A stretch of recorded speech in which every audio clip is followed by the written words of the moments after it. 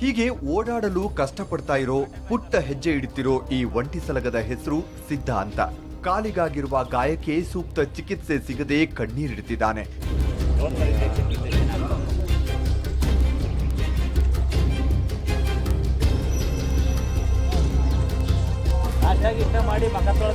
ಕೆಲ ದಿನಗಳ ಹಿಂದೆ ಸಾವನದುರ್ಗದಿಂದ ಬನ್ನೇರುಘಟ್ಟಕ್ಕೆ ಬರುವಾಗ ಗೋಪಾಲನಗರದ ಬಳಿ ಕತ್ತಲಲ್ಲಿ ದಾರಿ ಕಾಣದೆ ಕಾಲುವೆಗೆ ಬಿದ್ದು ಕಾಲು ಮುರಿದುಕೊಂಡಿದ್ದ.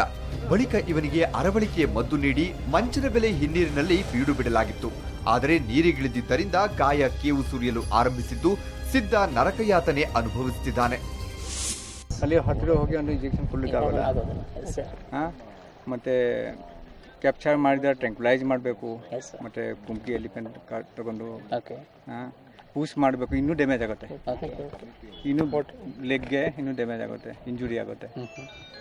Very risk. ಜಗದಲ್ಲಿ ಸ್ಥಳದಲ್ಲಿ ಊಟ ಎಲ್ಲ ನ್ಯೂಟ್ರಿಷಿಯಸ್ ಫುಡ್ ಏನೂ ಇದೆ, ಅದು ಕೊಡಲಿಕ್ಕೆ ನಾವು ವ್ಯವಸ್ಥೆ ಮಾಡ್ತಾ ಇದ್ದೇವೆ.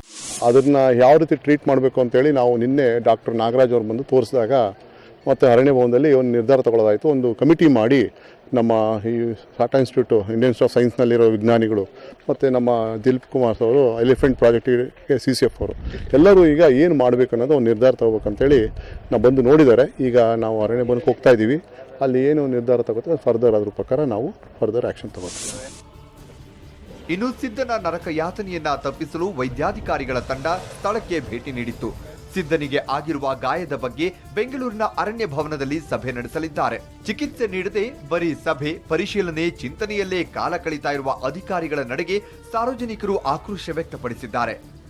ಫೈರ್ ಮಾಡಿದ್ದಾಗ ಉಂಡೆಲ್ಲ ಇತ್ತಲ್ಲ, ಅದು ಓಡಿಸ್ಕೊಂಡು ಬರುವಾಗ ಅದೆಲ್ಲ ಪಸ್ ಆಗಿದೆ, ಕೀವು ಬರ್ತಾ ಇದೆ, ಅದರಲ್ಲಿ ಬಿಳಿ ಬಣ್ಣದ ಕೀವು ಬರ್ತಾ ಇದೆ. ಮತ್ತು ಕಾಲು ತುಂಬ ಊದ್ಕೊಂಡ್ಬಿಟ್ಟಿದೆ, ಪೂರ್ತಿ ಕಾಲು ಊದ್ಕೊಂಡಿದೆ. ಅದಕ್ಕೆ ಏನು ಎತ್ತಕ್ಕೆ ಅಲ್ಲಾಡ್ಸೋಕೆ ಆಗ್ತಾ ಇಲ್ಲ. ಅದು ತೂಕ ಕಳ್ಕೊಳ್ಳೋಕ್ಕೋಸ್ಕರ ಮ್ಯಾಕ್ಸಿಮಮ್ ನೀರಿನಲ್ಲೇ ಮುಕ್ಕಾಲು ಭಾಗ ದಿನ ಕಳೀತಾ ಇದೆ. ಆದಷ್ಟು ಬೇಗ ಅದನ್ನು ಏನಾರು ಮಾಡಿ ಟ್ರೀಟ್ಮೆಂಟ್ ಮಾಡಿದ್ರೆ ಅದು ಬಚಾವಾಗುವಂಥ ಬದುಕುಳಿಯುವಂಥ ಸಾಧ್ಯತೆ ಇದೆ. ನಮಗೆ ಸಣ್ಣ ಪೆಟ್ಟಾದರೂ ತಡೆದುಕೊಳ್ಳುವುದಕ್ಕೆ ಆಗಲ್ಲ. ಇನ್ನು ಈ ಆನೆಗೆ ಕಾಲು ಮುರಿದಿದೆ. ಆದಷ್ಟು ಬೇಗ ಸಿದ್ಧನಿಗೆ ಹೆಚ್ಚಿನ ಚಿಕಿತ್ಸೆ ನೀಡಲು ಬನ್ನೇರುಘಟ್ಟ ಇಲ್ಲವೇ ನಾಗರಹೊಳೆಗೆ ಸ್ಥಳಾಂತರಿಸಲು ಅರಣ್ಯ ಇಲಾಖೆ ಮುಂದಾಗಬೇಕಿದೆ. ರಾಮನಗರದಿಂದ ಜಗದೀಶ್, ಸುವರ್ಣ ನ್ಯೂಸ್.